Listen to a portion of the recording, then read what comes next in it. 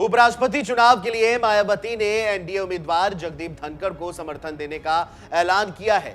वहीं झारखंड मुक्ति मोर्चा ने विपक्ष की उम्मीदवार मार्गरेट अल्वा को सपोर्ट करने का फैसला लिया है।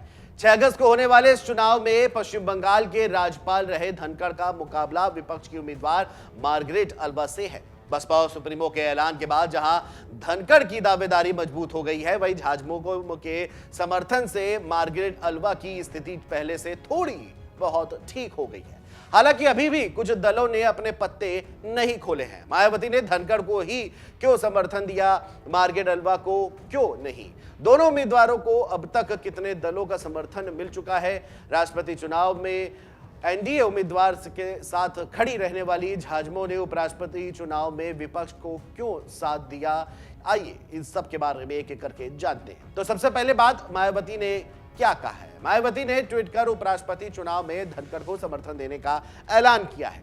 उन्होंने लिखा, सर्वविदित है कि देश के सर्वोच्च राष्ट्रपति पद के लिए चुनाव में सत्ता और विपक्ष के बीच आम सहमति न बनने की वजह से ही इसके लिए फिर अंततः चुनाव हुआ।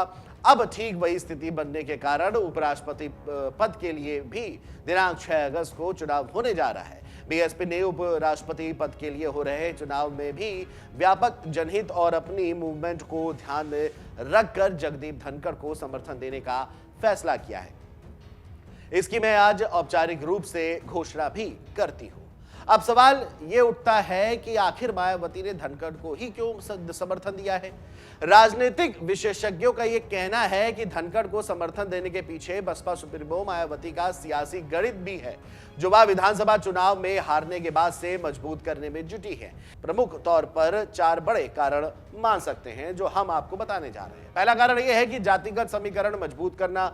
जगदीप धनखड़ जाट समुदाय से आते हैं। पश्चिम उत्तर प्रदेश, राजस्थान, हरियाणा समेत कई राज्यों में जाट समुदाय के वोटर्स की अच्छी खासी संख्या है।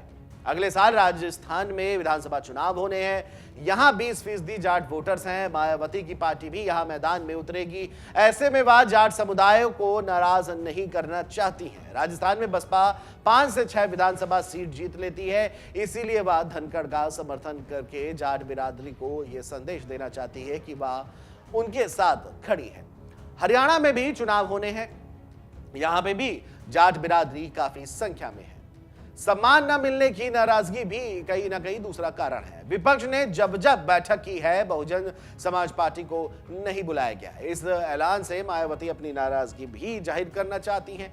इसके साथ ही मायावती उपराष्ट्रपति चुनाव में जगदीप धनखड़ को समर्थन देने का ऐलान करके विपक्ष को यह बताना चाहती हैं कि भले ही उनका समय खराब चल रहा है, लेकिन अभी वह कमजोर नहीं हुई है। तीसरा कारण यह है कि भाजपा को लेकर के सॉफ्ट रवैया जो है वो भी दिखाई दे रहा है।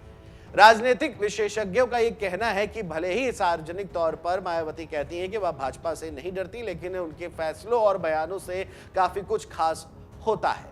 जहां एक तरफ विपक्ष भाजपा और प्रधानमंत्री नरेंद्र मोदी के खिलाफ एक खुलकर लड़ाई लड़ता है, वहीं मायावती के बयान काफी सॉफ्ट नजर आते हैं। मायावती बीजेपी के खिलाफ ज्यादा हमलावर नहीं दिखती हैं। लंबे समय तक उन्होंने बीजेपी के साथ मिलकर यूपी में राज किया और भाजपा ने ही उन्हें मुख्यमंत्री बनाया।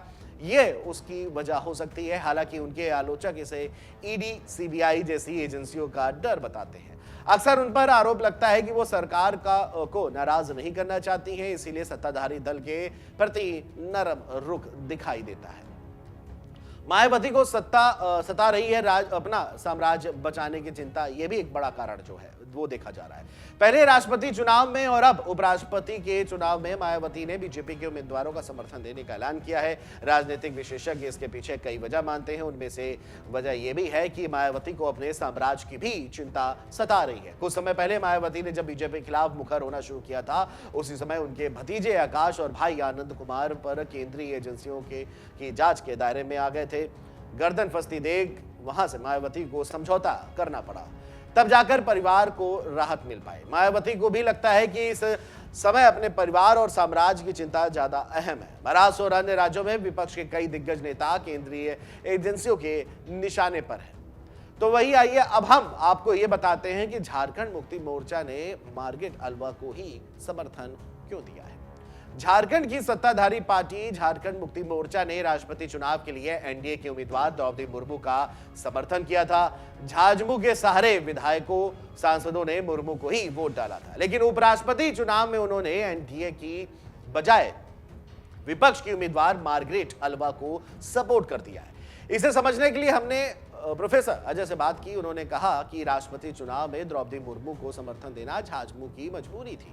झाझमू आदिवासी लोगों के मुद्दों पर राजनीति करती है। मुर्मू आदिवासी समाज से आती हैं। ऐसे में अगर हेमंत सोरेन मुर्मू का समर्थन नहीं करते तो उन्हें आदिवासी विरोध दिखाई देता या उनको विरोध झेलना पड़ता। वहीं झारखंड की सरकार चलाने के लिए सोरेन को कांग्रेस का भी समर्थन मिला हुआ है। उपराष्ट्रपति चुनाव में विपक्ष की उम्मीदवार मार्गरेट अलवा का पूरा राजनीतिक जीवन कांग्रेस से जुड़ा रहा। ऐसे में सोरेन की यह मजबूरी बन जाती है कि वह मार्गरेट को समर्थन करे। तो ये थी वजह बसपा की एनडीए के उम्मीदवार जगदीप धनखड़ को सपोर्ट करने की और झाझमू के सोरेन की विपक्ष के उम्मीदवार मार्गरेट अलवा को सपोर्ट करने की। डाउनलोड करें अमर उजाला ऐप और पाएं खबरें लगातार। अगर आप ये वीडियो YouTube पर देख रहे हैं तो हमारे चैनल को सब्सक्राइब करें और बेल आइकन को दबाना ना भूलें। अगर आप Facebook पर ये वीडियो देख रहे हैं तो हमारे पेज को लाइक करें।